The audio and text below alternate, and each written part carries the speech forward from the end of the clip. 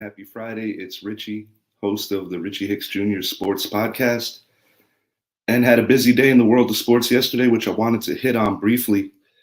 I'm going to start up in the NHL. Colorado Avalanche taking a commanding 2-0 lead against the Edmonton Oilers in the Western Conference Finals. Game one was pretty wacky, 14 total goals. Yesterday, Colorado was able to control faceoffs, the forecheck, and pretty much every aspect of the game for a commanding victory. They're halfway to the Stanley Cup Finals, and Colorado looks like, similar to Tampa in the previous round, might be able to sweep out and rest and wait for the winner of the Tampa Bay Lightning New York Rangers series. Game 2 at MSG tonight. The Rangers currently leading 1-0. And going into both series, I had both series going 7.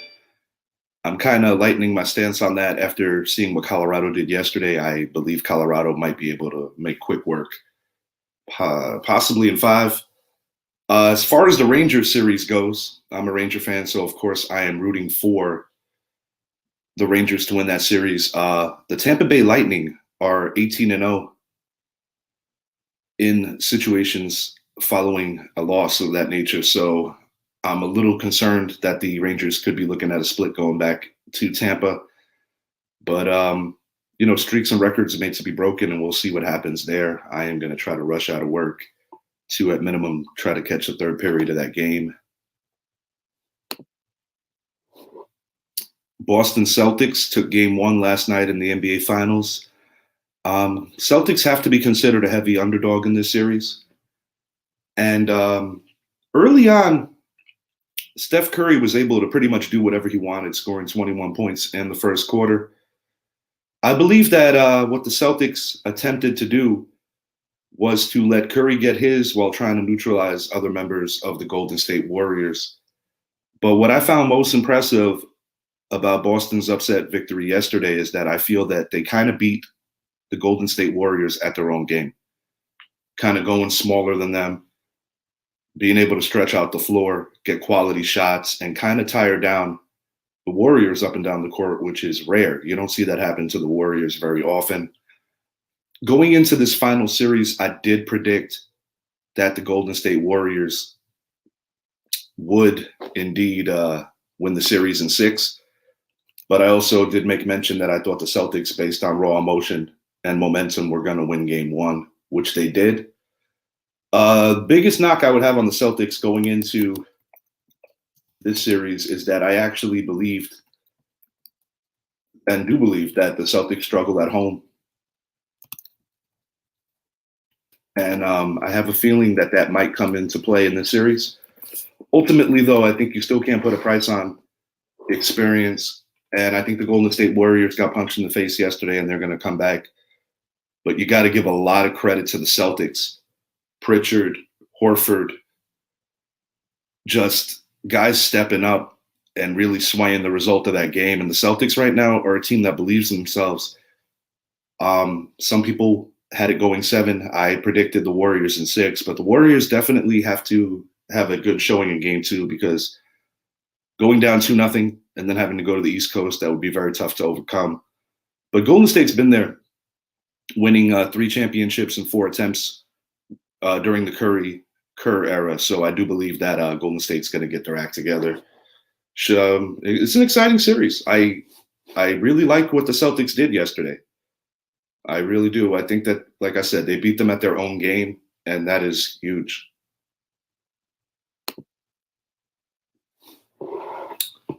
There was a doubleheader in the Bronx yesterday. The New York Yankees taking 2 from the Angels, completing a 3-game sweep.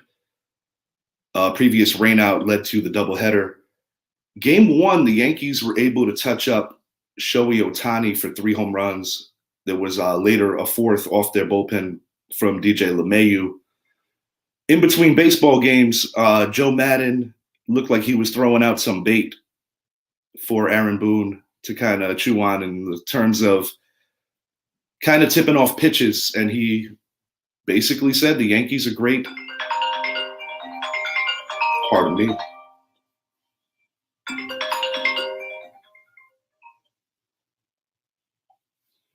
What's up, Uncle Ralph? Hey, what's up?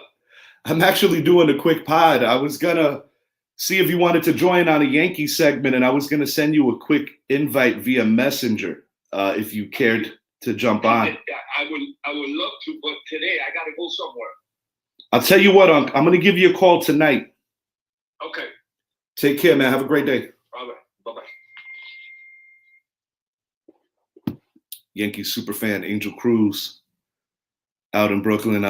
Yeah, my uncle's been wanting to get on the show, so definitely gonna get him on. But what I was saying is Joe Madden was pitching a narrative that the Yankees were tipping off pitches and taking advantage of a situation where Shohei Ohtani was kind of showing what he was going to throw. Ultimately, that's an Angels problem, not a Yankees problem. In Major League Baseball at that level, teams are going to take advantage of every and all weakness. And I like the way Aaron Judge kind of spun it. And he essentially just said, yeah, we are good at that, not giving the media too much to run with. In game two, Jameson Taillon was flirting with a no-hitter and a perfect game combined. Just a beautiful outing from him. And a strange one at that because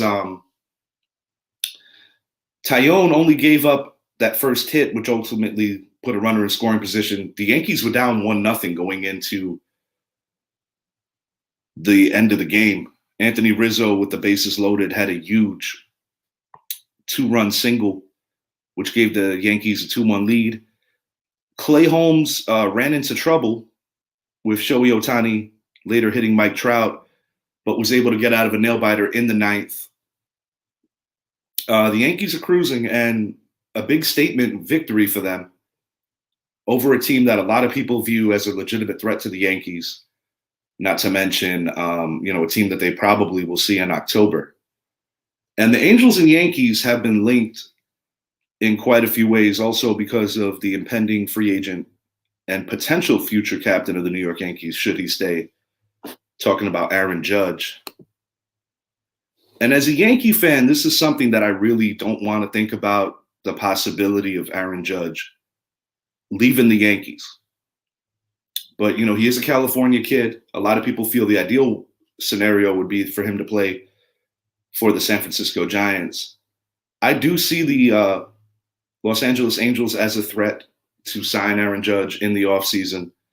As many of you may know, that Aaron Judge was offered a 7-year contract, which he did not accept from the Yankees. I would kind of view the situation as Aaron Judge betting on himself. He has put up a phenomenal season and is definitely a candidate in the early going for American League MVP. I don't necessarily think, with Judge's view of the situation, that is completely. I don't think that it's completely about money as much as it's about the years of what Aaron Judge is looking for from the New York Yankees. How you doing, Kim? But most definitely, it is concerning for it's concerning for Yankee fans. Aaron Judge, in my opinion, doesn't need the Yankees as much as the Yankees need him. And the reason why I mentioned the Angels as a legitimate destination for Judge, should he leave the Yankees, he and Tyler Wade, who last year was a huge utility asset to the New York Yankees, is a member of the Angels. And they went out to dinner, and that's what friends do. But there's definitely a vibe that he could go there. I think the Yankees, even if they don't want to give him, say, a 10-year deal, might have to go as high as 9 years if they want to keep him.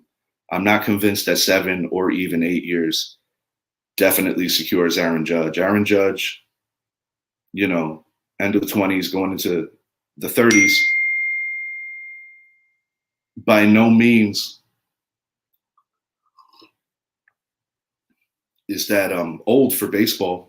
But, a lot of guys, when they get these massive contracts, and I had mentioned this on other shows, are getting paid for what they have already done, not necessarily what they're going to continue to do. I view Aaron Judge as legitimately in his prime, but I do believe a 10-year deal, you might not get the return on that towards the end of that deal, similar to Albert Pujols.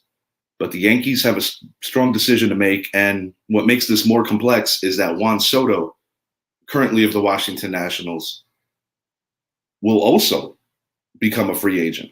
And the Yankees may very well do something similar to the Atlanta Braves, even if they do win the World Series this year, and view Soto as a younger, comparable option in the event that they're not going to throw Judge that kind of money.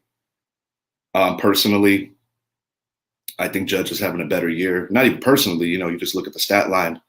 Judge is having a better year than Juan Soto, but a lot to be unveiled because I don't think too many people thought that Freddie Freeman was going to leave the Braves, or so much that they were going to make a move for a Matt Olson. How you doing, Alex? So yeah, stay tuned on that. Wanted to go back to the previous topic for a moment. I was kind of cruising on the Yankees, but other things I wanted to speak on. The other team in New York, the guys from Queens, New York Mets started a huge series and a huge West Coast trip. They got quite the gauntlet that's going to be character defining. They're missing a lot of pieces right now in the rotation. But Mets lose a close one last night, 2-0. I would have to say that winning 5 or 6 games on this road trip is a must for the Mets in terms of proving that they can play with the big boys. But at the same time, even if they're to have a horrendous road trip, I do believe that they're in a comfortable enough position, having a huge cushion in that National League East, where if they have a rough week and a half, it's not going to ruin them. And with the month of July next month, you're going to have the returns, more than likely, of Max Scherzer, maybe even Jacob deGrom. McGill should be back soon also. And the Mets have been doing great despite that. The pitching on the whole has been great. They've been stepping up. Both New York teams have been doing that, and that's been the backbone of both their great seasons. Joe Girardi out as the Philadelphia Phillies manager. Girardi previously led the Yankees to a 4-2 victory in the 2009 World Series against the Phillies. I believe that this could be the end of the line for Joe. He's not a young guy anymore, but usually when these kind of things happen, guys sit out for a little while, kind of weigh their options. I think Girardi is an excellent manager, but with baseball being so analytically driven now, Girardi is more of an old school type manager. And it would be interesting to see where that leaves his job options moving forward.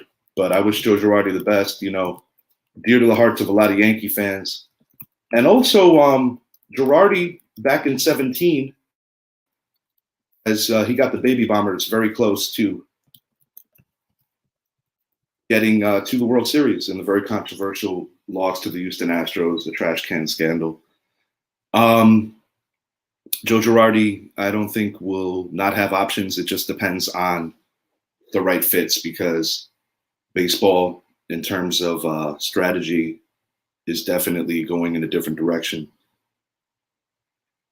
as far as the old school analytical debate. It's definitely analytics have taken over. Lastly, I want to hit on this. My guys, good friends of the show, David and Elliot Evans, dropping a new album. And definitely check out the Next Door Strangers on any and all streaming platforms. Great album. I really love the music. I think these guys are doing a great job. And yeah, definitely check that out. I wish everybody a great weekend, a great Friday. I am out. I got to get ready for work. Have a great day, y'all.